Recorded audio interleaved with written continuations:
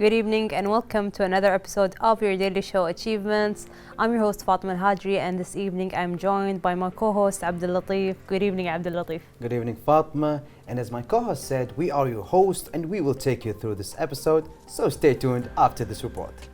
A successful identity is built on things a person has done. Your most important accomplishments are a very important way for you to measure your success. Colleagues, competitors, and the general public can look at a person's achievements to figure out how successful they are.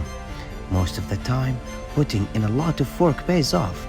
Most people think a successful life is one of a lot of things to be proud of. When you finish a task, you win over problems or other people. Achieve means to work together to reach a hard and challenging goal. Everyone should be ready to help out and work together if they need to. There are many ways to reach your goal, but in the end, it's up to you to decide how it will pay out in your life. In their careers, some people want to get rich and will be well known. Some people think that even small victories are reasons to have a party. We're all different, so we all have our own thoughts on everything.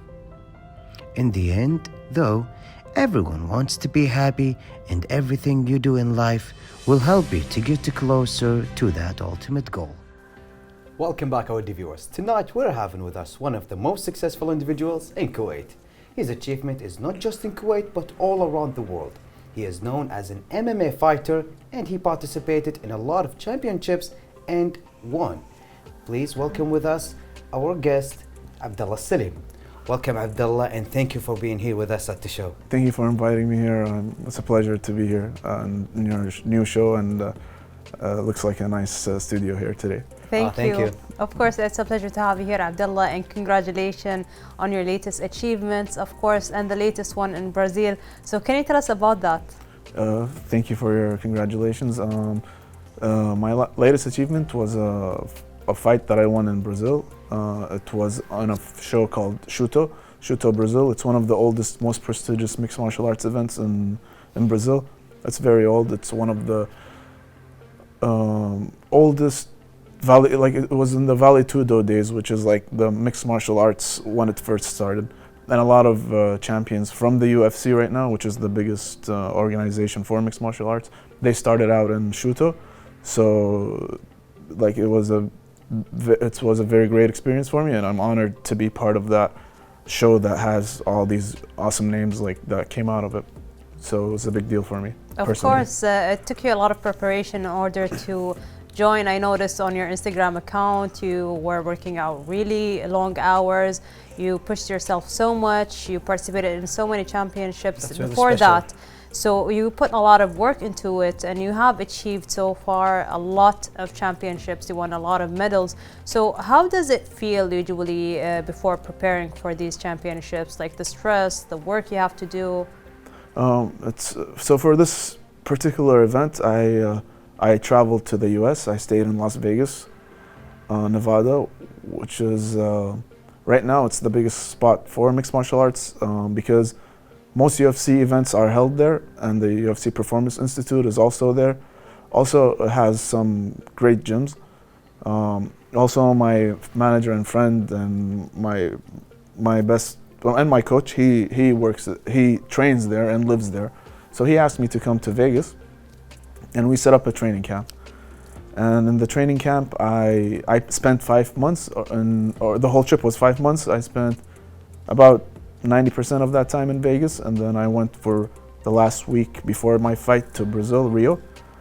And within the 5 months, we just trained jiu-jitsu at a very known gym. It's called Robert Drysdale's Academy. He's a ADCC champion, so that's a big deal in jiu-jitsu. So he was the coach there with Marcelo Nunes. Must have been an amazing experience. Yeah, like, it must be. Yeah, for a fan of the sport and an athlete, and to learn and to gain experience, like I was with the best of the best to learn, you know.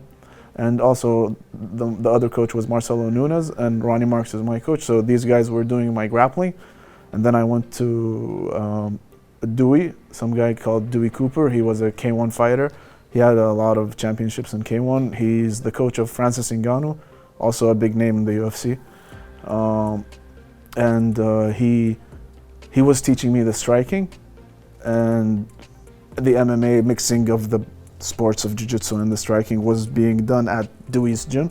So in Dewey Cooper's gym we were doing MMA fights, and also he was helping me with the striking because he's more of a striker, and my jiu-jitsu was being taken care of at Robert's gym.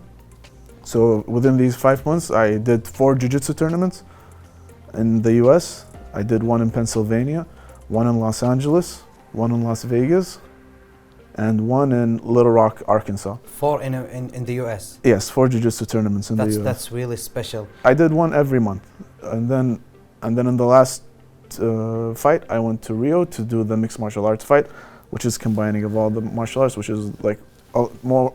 I do jiu-jitsu events to prepare myself for the martial arts event, just in terms of getting used to the atmosphere of competing. Because when you don't compete for a long time, and then you go and compete again, it starts to feel kind of new again. So it's good to be in the mood to fight, to be in the competition, to be in the atmosphere. So I did these 4, and then I went to Brazil and did the last fight. That's really special to have this wonderful experience, and but of course we would love to go back and to know about how did you start and your early steps on this field. So my my early steps were here in Kuwait. When I was 18 years old, I saw mixed martial arts and I really wanted to do that, because before that there was WWF at my age. It was fake wrestling, and I used to really like that until I knew it was fake or scripted. You were disappointed after knowing that, right? And after that, you Yeah. switched. I think we all were disappointed Yeah, I was when we knew disappointed. it Especially wasn't me. real. Yeah. And then I started doing other sports. I did soccer for a while. I was a goalkeeper, and then I did some shot put, Olympic. They threw the ball, I think. Yeah, I with forgot. their shoulder. Yeah. And then I did swimming. I did a bunch of things that I didn't like. I just would do summer camps, and then I would stop. Trying to find your passion. Yeah, just summer camp. Go somewhere to spread your energy. Like as a kid, you need to do something. And then I did basketball for a while with my high school, and then after that there was like nothing that I really liked until I found mixed martial arts, and I was like, okay, this is actually real this time. It's not like the WWF story. And then I just pursued that here in Kuwait. I started learning jiu-jitsu and something called modern taekwondo. It was taekwondo with punches. That was what's available. I did that for about 8 months, and then I got to study in the U.S. I got my scholarship, so I went and studied in the U.S. and over there I started learning martial arts more professionally from like better sources, and then gaining that knowledge, I started to compete in fights, like professional fights, after training in the U.S. And now I have a gym. We opened a gym. It's called Gracie Baha. We opened it in Mahbula, our gym, in a martial arts and jiu-jitsu gym. We train all ages, and we have kids and we have adults, and we're starting to coach jiu-jitsu, and I'm gonna start coaching MMA soon, like next week or the week after. But right now we're just coaching jiu-jitsu. I noticed also you had some championships from your teammates as well. I noticed on your Instagram account there's a championships that you're holding right now. Oh yeah, we are. Me and my partner and the other coach at Gracie Baha Mahbula right now, Nasser. His name is Nasser Abdul Karim. We're doing a jiu-jitsu tournament in Kuwait. It's called Emperor of the Mats. We did 2 before, and this is the 3rd one. And the first 2 we did were very huge. Like we had people from all over the world coming in. We started a revolution in the jiu-jitsu field. Before we started doing tournaments, the tournaments here were like, they take names, they put them on a paper, and then it's just random and people would fight. And the prizes were just a medal, usually. In rare cases, you'd get like a coupon or something. But we worked really it's also hard. special, I think, to have this. It's actually motivating you. Yeah, but we took it to another level. We started to find sponsors and people to put, because That's also more special. yes, because imagine a sport in Kuwait that people are getting recognition worldwide. We have people here in Kuwait, in jiu-jitsu especially, that are winning world championships. we have so much success in this sport, but it's not getting the attention that it deserves. Like we have other sports that are getting the attention, but the athletes are not reaching that high of a level. But in Kuwait, we're raising the flag in a lot of places in the world in high level competitions. So we have a lot of success in this sport. So what I felt was that it wasn't getting enough of a push. So me and Nasser, we stopped for a few months. We started getting sponsorships. We started educating people about the sport. And the Emperor of the Mats 1 grew so much from 1 to 2. And we had people, like right now, you could go in Europe and some places in the US and mention the tournament and they will know about this tournament because it had a big impact in the jiu-jitsu community. So you contributed to raise the awareness also. Yes, imagine from Kuwait, like which is nothing for jiu-jitsu, to something that's worldwide, known, of course, worldwide. I think it's more special, right, Fatma? Of course, because he's very passionate with his teammates, especially in these kind of sports and martial arts. And the third one is going to be in July 14 and 15. It's going to be in the jiu-jitsu committee. So hopefully people would come and watch and have you guys as guests too. Inshallah, we will come, me and Fatma. Yeah, I'd like to have you guys there. Of course. So how frequently do you have these championships? Because you just had one this month and you're going to have one. No. We had, like, so after we did the first Emperor of the Mats and the second Emperor of the Mats, people started to use our plans, like the way we did it, and they're copying it and doing more jiu-jitsu tournaments, which is amazing. So that's why there's a lot now. Because a lot of people are doing more tournaments, so it's good for Kuwait. I like the scene. This is good for me. But my tournament, the one that I did, has been only done twice. We did 2 last year, and we're gonna do 1 this year. So that's it. We haven't had more of these. But a lot of other tournaments started to learn and do the same as we are doing, and the scene is growing in Kuwait a lot. There's something in jiu-jitsu called gi and no gi. I think we are starting to lead the way in no-gi jiu-jitsu. No-gi is without the kimono, or you see what the judo players wear? Yes. No-gi is without that. It's going to be with shorts and a shirt. And in that type of jiu-jitsu, I think we are leading that space in terms of talent and tournaments. We're having very nice tournaments. Choosing this thing. Of course. Yeah. And when we talk about your first martial arts game, when was your first martial arts game and what was it like? Because I can tell like you're very passionate right now, but I'm sure your first game must have been different. It had an impact on you. So can you tell us about that? My first fight in mixed martial arts was during the time of Corona. I went to Brazil for the first time. It was my first time. This was the second time. So I had my first professional MMA fight in Brazil, and then I had 2 more fights in Egypt, and this is my 4th one that I did in Brazil. But before the jiu-jitsu, the MMA fights, I had a lot of jiu-jitsu and kickboxing tournaments. So I have experience since, I'd say my first one was when I was 18. And the more tournaments you do, the more you learn. So by the time I did my first MMA fight, it was new, but I had experience competing, so it wasn't too new. Like I've been in this environment before of competition. And that first fight in Brazil actually helped me with the second fight in Brazil, because when I did the first one, I felt the atmosphere and I knew what to expect. So in the second one, it wasn't a big surprise. I already knew how the crowd was going to react, how the feeling was going to be, how the weather is. Like I like the weather in Brazil to train. It's really nice. So Abdullah, when was your favorite competition?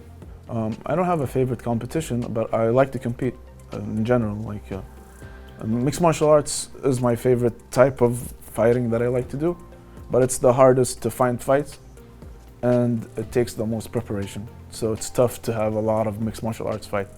It takes a toll on your body because preparation is hard. That takes a lot of energy. Also the fight, sometimes you get hurt or injured and then you cannot fight again until a few months later. And plus finding fights is also difficult, especially here around this area, the Middle East. If I were living in the US or Brazil, I could find fights every month. There's an event every month. But here it's not always. Not always, especially in the professional level. But there are professional events every month in Brazil and the US. Here, maybe 2 or 3 months like this, in this area. That's really special. Of course, Abdullah, we have more and more questions, but of course, stay with us, ladies and gentlemen, as we come back after this report.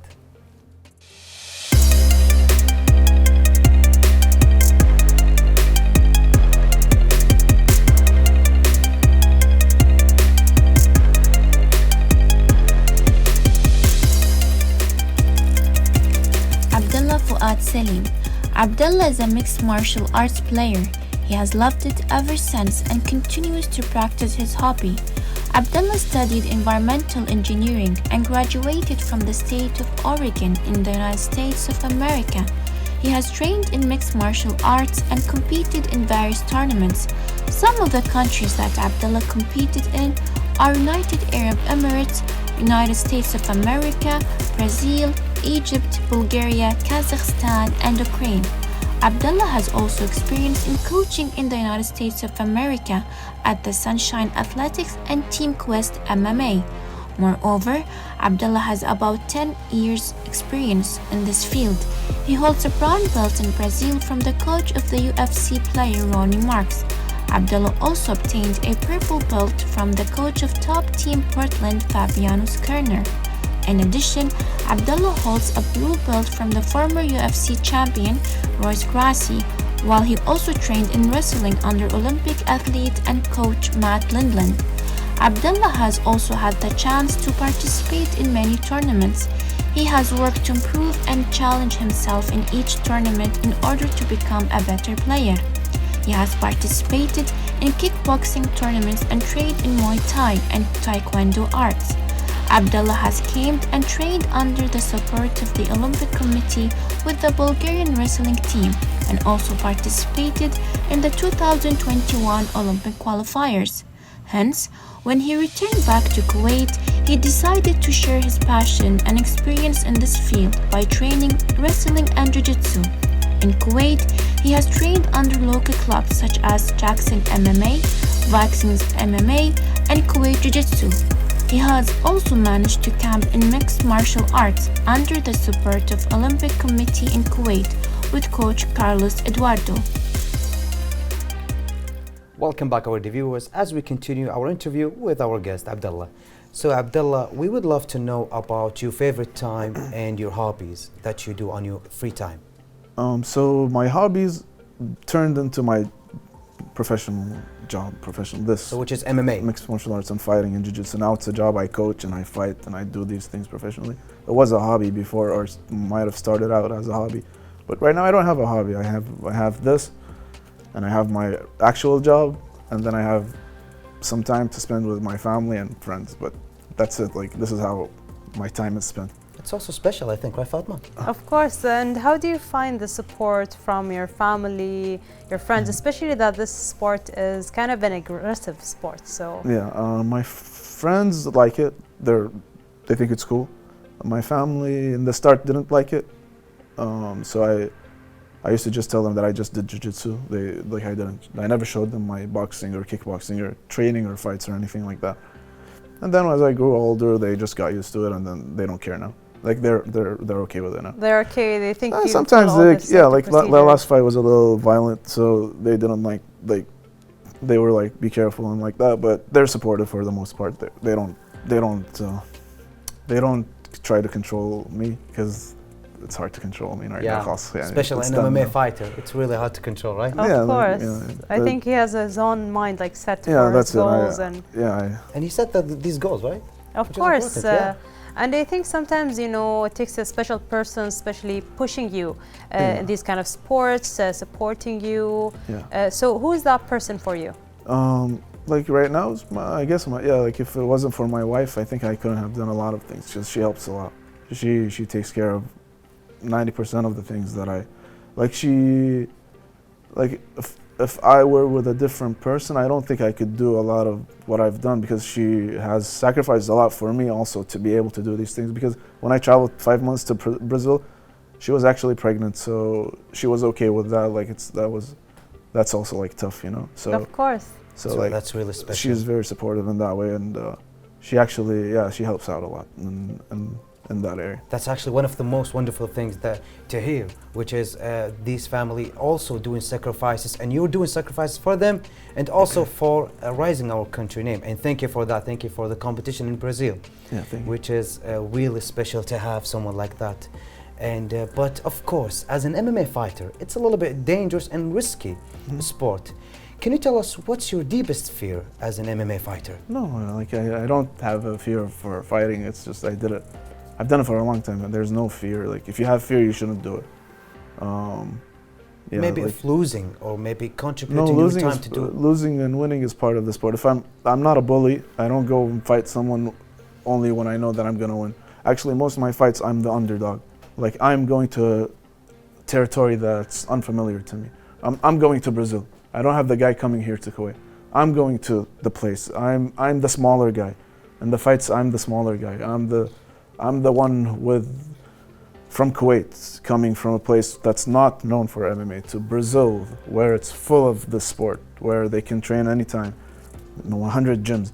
In Brazil, the taxi driver does mixed MMA, martial arts yeah. or jiu-jitsu. The guy who's Everyone. selling yeah. you ice cream, he has a belt in jiu-jitsu. So I don't go to a place with this mindset of, oh, I'm afraid to lose, or oh, because you'll not get anywhere in life. If you're afraid of losing, you have to accept that I might lose anytime. So what's important is that I put on a show. Like I show my skills. Winning or losing, it doesn't matter. It's just, what's important is that I go, I show my heart, I show my skills, I show that I belong. That's it. But if I lose, then I lose. Then I learn the next one, you know. Of course, I think that's very important to actually learn from your mistakes, or even if you lose, you keep on pushing, going to championships, learning more. So when it comes to practicing, how many days do you usually practice and where do you practice? In Kuwait, I try to practice every day. To be honest, like since I've done this tournament, I haven't practiced much. You're taking some time off.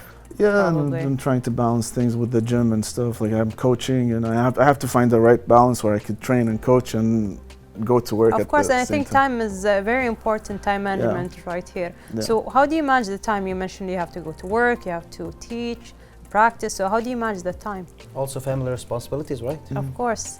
Yeah, I just have to put a good schedule on. I have to be at the right place at the right time. Can't be late. I have to do this, finish, do this, do this. Everything has to be very on point with timing. But yeah, I have to. But that's why right now I have to figure how I'm gonna do this, because I know I have an idea, but I have to do the right setup. Because if I don't, then it's gonna be hard to train. So I have to find a way, like in the next week soon, because I'm getting big right now. I have to lose weight again.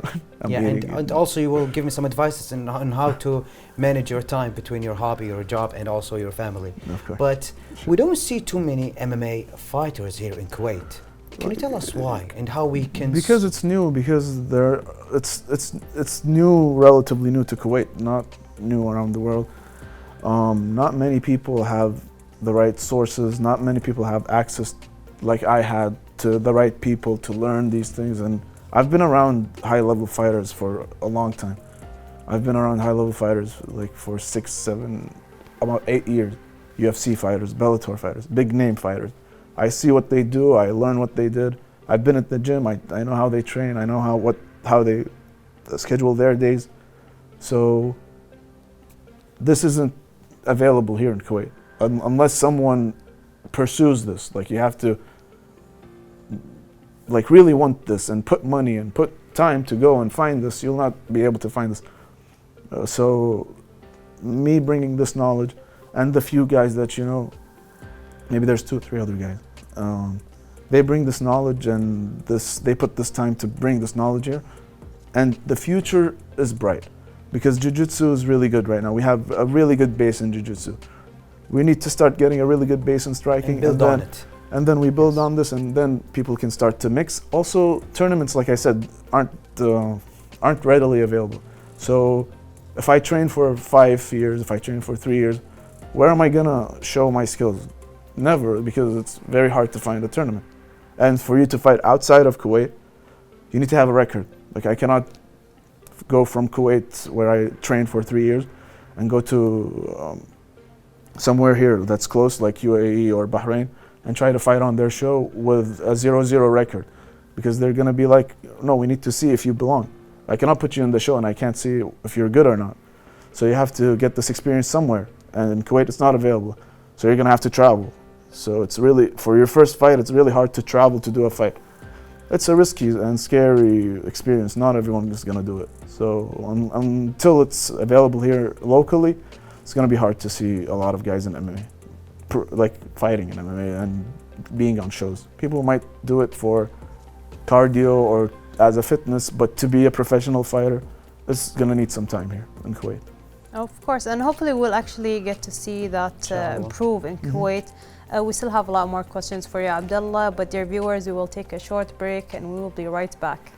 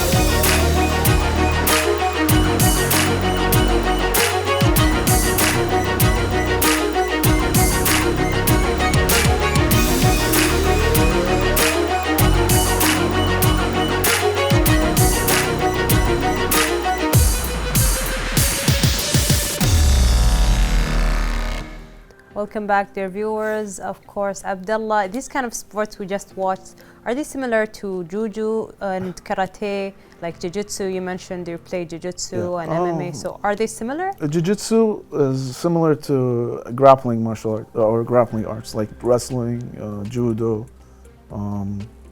maybe something called sambo in Russia, and then boxing and the striking games are different, like karate and taekwondo are like boxing and kickboxing and Muay Thai. These are like the stand-up game. These are grappling. Jiu-jitsu, what you saw on the video, is a grappling game. You need to get close to your opponent to be able to do jiu-jitsu. But the karate and the other sports, you can hit from a distance. So that's the difference. Of course. I think that's very interesting. It is. Especially, I didn't know the difference when it comes to like punching and kicking from a distance, and you have to grapple. So it I didn't know that actually. Yes. Yeah. And of course, but maybe do you think that you will switch your career and to choose another sport someday? My career is all the sports. It's mixed martial art. It's mixed martial arts. I can do whatever I want. Don't you maybe will go maybe to swimming one day? No. Or football? No, Why would you do that? Yeah, no. I spent a lot of time on this thing. You cannot just switch like that. After 10 years or 12 years doing one thing, no one switches. It's hard. But I can switch from mixed martial arts fight to just a jiu-jitsu fight. You know, like I could do just a jiu-jitsu match with no punches, just grappling. Or I could do just a wrestling match. Or I could do just a kickboxing match. Sometimes I would do that because that's more readily available in Kuwait. So in Kuwait, we have a lot of jiu-jitsu tournaments. We have a lot of kickboxing tournaments. We have a lot of boxing tournaments too. We don't have a lot of mixed martial arts tournaments. So when I don't find mixed martial art fights in Kuwait, I do one of these things to change the mood maybe sometimes. Change the mood and be involved in the game. And like mentally and physically preparing to fight, like always ready, you know. It's for the time when the opportunity comes, I'm ready. I can't just sit at home and wait. I have to do something. So whenever I get a call for a professional fight, I'm ready. It's not so I could be ready to fight within a month, because sometimes I get a call, maybe they call me now and they say next month you have a fight. And this is so rare to happen, so I have to be always ready. I can't say no, I can't do it this month. Let's do it. I'm not prepared, yes, Yeah. of course. Yeah. So do you think that you have achieved all your goals, or you still have lots more to achieve? No, I didn't achieve a lot. I achieved a small part of my goals. Like, This is small parts of your goals. yeah, maybe like 5% of my goals. I have. Oh, so you have 95 This is left. very interesting because you really did achieve a lot and you won a lot of championships. I mean, the Brazil. So to actually think that this is only like the 5% of yeah, your but goals. the Brazil it's a big show in Brazil, but it's not a big show worldwide. I need to be in a big show worldwide. This show is, it was seen worldwide. My fight actually was on UFC Fight Pass, so it was viewed all over. But still, it's not. It's small. It's It's relative to to MMA. It's small. Like to Kuwait, maybe it's big because it's rare here, you know. But in the world, it's small. So I cannot be like happy and satisfied with that. It's a start. It's a good start. It's a good start. But do you think that the 5% out of 95 will maybe motivate you to and make you to go harder, or maybe to slow you down? Go hard, of course. To go harder, of course. Yeah, of course. Well, you do things to open up other things. So the way the sport works is the higher you go, there's always more. So your first fight, you fought on a smaller show in Brazil. I fought on smaller. Now my fourth fight, it's one of the biggest shows in Brazil. The next one, maybe it's one of the biggest shows in the US. Maybe the next one is going to be, you know, until I reach a well-known promotion. And then I would be satisfied, I think. All the luck for that. Thank you. Of course, we wish you all the best in your future endeavors. We learned so much from you, and it was really a pleasure to have you with us. But unfortunately, we have reached the end of our time. So, Abdullah, is there something you would like to add to our dear viewers who are watching us right now? No, I'd just like to say thank you for having me here. Thank you for the people that support me, and yeah, I hope to see you guys again in the future. Hopefully we will. Thank you so much. Yes, and thank you for being here with us. Appreciate it. And thank you for contributing and raising our country's name. Thank you. Hope to see you guys in July. Inshallah. Emperor of the Mass 3. Hopefully you will. Inshallah, we'll be there. And with that, our dear viewers, we came to an end with this episode. Hope to see you tomorrow, and goodbye.